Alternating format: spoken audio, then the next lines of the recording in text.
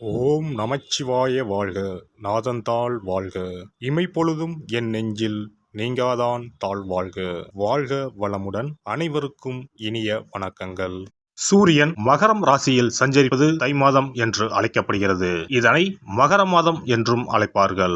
மகர ராசிக்குள் சூரியன் நுழைவதே மகர மாதம் ஆகும். பொதுவாக எந்த ஒரு நல்ல செயலையும் தை மாதத்தில் ஆரம்பிப்பதுதான் வழக்கம். இம்மாதத்தில் தான் சூரியன் தன்னுடைய வடதிசை பயணத்தை தொடங்குகிறார். உத்தராயண காலம் ஆரம்பமாகிறது. அதாவது தேவர்களின் உலகிற்கு தட்சிணாயனம் எனப்படும் 6 மாத இரவு காலம் முடிந்து உத்தராயணம் என்னும் 6 மாத பகல் காலம் ஆரம்பமாகும் என்பதே தை மாதத்தின் பெருமையாகும். தை பிறந்தால் வழி பிறக்கும் என்பார்கள். உத்திராடம் சிறந்த நட்சத்திரம். உத்திராடத்தில் பிள்ளையும் ஊர் எல்லையில் கொள்ளையும் என்பது பழமொழி. அதாவது உத்திராடத்தில் பிள்ளை பிறந்தால் உடனடியாக அவர்களுக்கு அருகிலேயே நிலம், வீடு அல்லது விளைநிலம் வாங்கும் யோகம் உண்டாகும். எனவே உத்திராடத்தின் ராசியான மகரத்தில் சூரியன் நுழைவது வெகு சிறப்பான ஒன்றாகும். தை மாதத்தில் பல்வேறு விரத நாட்கள் வருகின்றன. அவை தை வெள்ளி, தை அமாவாசை, தைப்பூசம், ரத சப்தமி, பீஷ்ம அஷ்டமி என பல்வேறு சிறப்பு வாய்ந்த நாட்கள் தை மாதத்தில் வருகின்றன. பல்வேறு சிறப்புகள் கொண்ட இந்த சீர்மிகு தை மாதத்தில் உங்கள் ராசிக்கான பலன்கள் என்ன என்பதனை அறிந்து கொள்வோம். தை மாத கிரக நிலைகளை பார்க்கும்போது சுக்கிர பகவான் விருச்சிகம், தனுசு, மகர ராசியில் பயணம் செய்கிறார். புதன் மற்றும் செவ்வாய் பகவான் தனுசு மற்றும் மகர ராசியில் சஞ்சாரம் செய்கின்றனர். சூரிய பகவான் மகர ராசியில் 29 நாட்கள் சஞ்சாரம் செய்கிறார். கும்ப ராசியில் சனி பகவானும், மேச ராசியில் குருவும், மீன ராசியில் ராகுவும், கன்னி ராசியில் கேது பகவானும் பயணம் செய்கின்றனர். சந்திர பகவான் சதயம் நட்சத்திரம் 4ஆம் பாதம் கும்ப ராசியில் இருப்பதன் மூலம் இந்த சீர்மிகு தை மாதம் ஆரம்பம் ஆகிறது. இந்த கிரக அமைப்பால் உங்கள் வாழ்வில் இப்படியும் நடக்குமா என வாயை பிளக்கும் அளவுக்கு நன்மைகள் நடைபெற உள்ளன. உங்களின் வளர்ச்சியை கண்டு நீங்கள் கடவுளாக பார்க்கும் உறவு ஒன்று உங்களுக்கு எதிரியாக வர வாய்ப்புண்டு. அது யாராக இருந்தாலும் எவராக இருந்தாலும் உங்களிடம் இருந்து சற்று தள்ளி இருப்பதே உத்தமம். மகர ராசி அன்பர்களே, இந்த மாதத்தில்தான் நீங்கள் அனுபவித்து வந்த அத்தனை வித சங்கடத்தில் இருந்தும் மீளப்போகிறீர் என்று ராசிக்கு 3ஆம் இடத்தில் அமர்ந்திருக்கிற ராகுவும், லாபாதிபதியுமான செவ்வாயும், ஜென்ம சனி விலகி 2ஆம் இடத்தில் அமர்ந்திருக்கிற ராசிநாதனான சனி பகவானும் சொல்கிறார்கள். மாதம் முழுவதும் 4ஆம் இடத்தில் அமர்ந்துள்ள குரு பகவான் இம்மாத ஞாயிறு மற்றும் வியாழன், வெள்ளிக்கிழமைகளில் திடீர் பணம் காசு உயர்வுகளையும் மறைமுக தன லாப வரவுகளையும் ஏற்படுத்த போகிறார். எந்த புதிய கடுமையான விஷயங்களில் இறங்கினாலும் முழு சாதகமும் லாபமும் ஏற்படும். குடும்ப நிலைமை உயர்வுடன் நகரப்போகிறது. செலவுகள் கட்டுக்குள் வரும். சேமிப்பு உயரும். அன்றாட புதிய வருமானம் அதிகரிக்கும். உறவுகளுடனும் வாழ்க்கை துணையுடனும் ஒற்றுமை குறைவு, பிரச்சனைகள் நீடித்தாலும் தீர்வு உண்டாகும். வாரிசுகளால் பெருமிதம் படும்படியான சம்பவங்களை 9இல் அமர்ந்திருக்கிற கேது கிரகம் உண்டாக்குவார். ஆரோக்கியம் நல்லபடியாகவே நீடிக்கும். 3வது வாரம் முழுவதும் இல்லத்திற்குள் சுபிட்சம் ஏற்பட்டு லட்சுமி கடாட்சம் நிரம்பி வழியும். உத்தியோகம், பணி, பதவி விஷயங்களில் மாதம் தொடங்கி 8 தினங்கள் கடந்த பிறகு ஏற்றங்கள் உண்டாகும். தொழில், வியாபார, நிர்வாக விஷயங்களில் எடுத்து வைத்திருக்கிற புதிய முடிவுகள் சாதகத்தை தரும். இளம் வயது இரு பாலாருக்கும் திருமண வரன் அமையும். உத்திராடம் மற்றும் அவிட்டம் நட்சத்திர இளம் தம்பதியர்களின் புத்திர பாக்கியம் ஏக்கம் விலகும். இம்மாதம் 1, 4, 7, 9, 16, 22, 25வது நாட்களில் கனவு பூர்த்தியாகி சாதக மேன்மைகள் ஏற்படுகின்ற இனிமையான மாதம் இந்த தை மாதம்.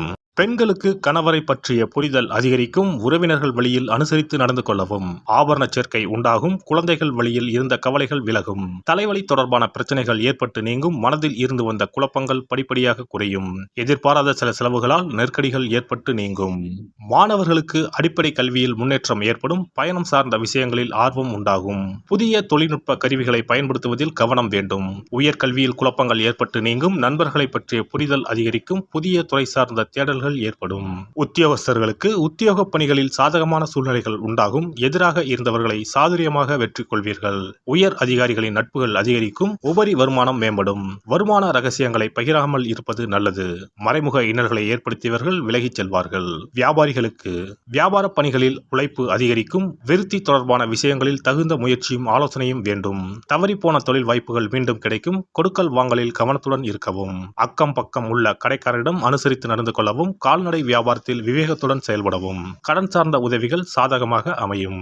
கலைஞர்களுக்கு கலைத்துறையினரின் எண்ணங்கள் நிறைவேறும். செயல்பாடுகளில் ஒருவிதமான நேர்த்திகள் வெளிப்படும். புதிய நபர்களின் அறிமுகத்தால் நன்மைகள் உண்டாகும். வித்தியாசமான சிந்தனைகளின் மூலம் புதிய படைப்புகளை உருவாக்குவீர்கள். சக கலைஞர்களின் ஆதரவுகள் மனதிற்கு திருப்தியும் தெளிவையும் ஏற்படுத்தும். எதிர்பாலின மக்கள் விஷயத்தில் கவனம் வேண்டும். அரசியல்வாதிகள் தொண்டர்களின் எண்ணங்களை அறிந்து செயல்படுவீர்கள். மறைமுகமான சில எதிர்ப்புகளின் மூலம் காரிய தாமதம் உண்டாகும். சிக்கலான விஷயங்களில் தலையிடுவதை தவிர்த்துக் கொள்வது நல்லது. சனிக்கிழமை தோறும் கால பைரவரை வணங்கி வர எதிர்பார்த்த பொன்னான தருணங்கள் கிடைக்கும். இனி தை மாதத்தில் கடைபிடிக்க வேண்டிய முக்கியமான விரதங்கள் என்னென்ன என்பதனை காண்போம். தை மாதத்தில் தைப்பூசம், தை அமாவாசை, ரத சப்தமி போன்ற விழாக்களையும், பைரவ வழிபாடு, வீரபத்திரர் வழிபாடு, தை வெள்ளி வழிபாடு போன்ற வழிபாட்டு முறைகளையும் இம்மாதத்தில் பின்பற்றுகின்றனர். தை கிருத்திகை முருகப்பெருமானுக்கு மிகவும் சிறப்பு வாய்ந்த நாளாகும். கார்த்திகை பெண்களை சிறப்பிக்கும் வண்ணம் கிருத்திகை திருவிழா கொண்டாடப்படுகிறது. ஆண்டுக்கு 3 கார்த்திகை தினங்கள் மிக முக்கியத்துவம் பெறும். அவை தை மாதம் வரும் தை கிருத்திகை, கார்த்திகை மாதம் வரும் பெரிய கிருத்திகை மற்றும் ஆடி மாதத்தில் வரும் ஆடி கிருத்திகை. தை மாதத்தில் வரும் கிருத்திகையில் விரதம் இருந்து முருகப்பெருமானை வணங்கி வழிபாடு செய்தால் நிச்சயம் திருமண தடை நீங்கும். புத்திர பாக்கியம் கிடைக்கும் என்பது ஐதீகம். தை மாதத்தில் வரும் பௌர்ணமியோடு கூடிய பூச நட்சத்திரத்தில் தைப்பூசம் கொண்டாடப்படுகிறது. இந்நாளில் சிவபெருமான் மற்றும் முருக கடவுளுக்கு வழிபாடு நடத்தப்படுகிறது. உமையம்மை வேலவனுக்கு சக்தி வேலை வழங்கிய நாள் தைப்பூசம் என்றும் கருதப்பட்டு வழிபாடு மேற்கொள்ளப்படுகிறது. இந்த தைப்பூச திருவிழா உலகெங்கும் உள்ள தமிழர்களால் சிறப்பாக கொண்டாடப்படுகிறது. தை அமாவாசை.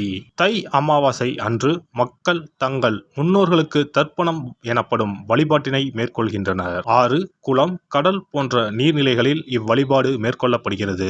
தை மாத அமாவாசையும் ஆடி மாத அமாவாசையையும் மகாலய அமாவாசையையும் முன்னோர்களுக்கான வழிபாட்டிற்கு உகந்தவை என கருதப்படுகின்றன.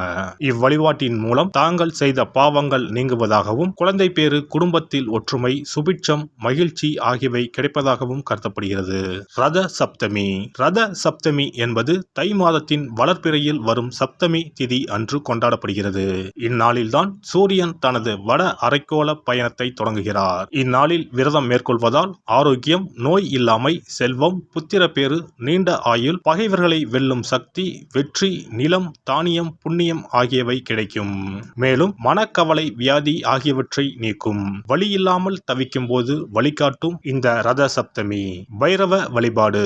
தை மாதத்தில் வரும் முதல் செவ்வாய்க்கிழமையில் இவ்விரதம் கடைபிடிக்கப்படுகிறது. தாமரை பூ மாலை, வில்வ மாலை, தும்பை பூ மாலை, சந்தன மாலை ஆகியவை பைரவருக்கு உகந்ததாக கூறப்படுகிறது. வாசனை பூக்களில் மல்லிகை பூவை தவிர்த்து மற்ற அனைத்து பூக்களும் பைரவருக்கு சமர்ப்பிக்கப்படுகின்றன. சனித்தோஷம் முழுமையாக அகல கால பைரவருக்கு விரதம் இருப்பது விசேஷம். வீரபத்ர வழிபாடு. வீரபத்ர வழிபாடு என்பது செவ்வாய் தோறும் ஓராண்டு காலம் கடைபிடிக்கப்படுகிறது. ஓராண்டு வழிபட முடியாதவர்கள் தை மாத செவ்வாய்க்கிழமையில் மட்டுமாவது இந்த வழிபாட்டினை கடைபிடிக்கலாம்.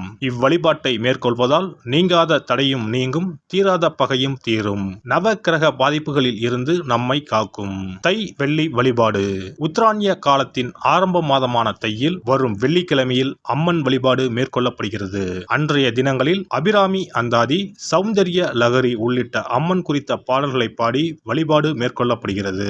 தை மாதத்தில் வரும் திருவிழாக்களை கொண்டாடி வழிபாட்டு முறைகளை பின்பற்றி இறையருள் கிடைக்கப்பெற்று வளமான வாழ்வு வாழ்வோம். எல்லாம் வல்ல இறையருளால் நீங்களும் உங்கள் அன்பு குடும்பமும் உடல் நலம், நீலாயுள், நிறை செல்வம், உயர் புகழ், மெய்ஞானம் ஓங்கி வாழ்க வளமுடன்.